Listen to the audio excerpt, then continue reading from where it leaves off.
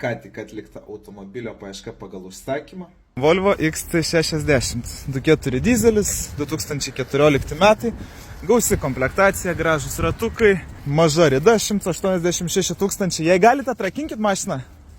Fainai nuskilo, kad gavom geras padangas, tokios mėsingas, pavadinčiau, žieminės, papildomai, dabar su vasariniam.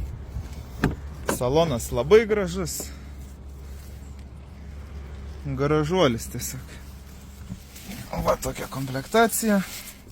Pilna juosta. Vairas persiutas, bet ganėtinai kokybiškai. Ir yra šildomas. Ir vis tiek veikia šildymas.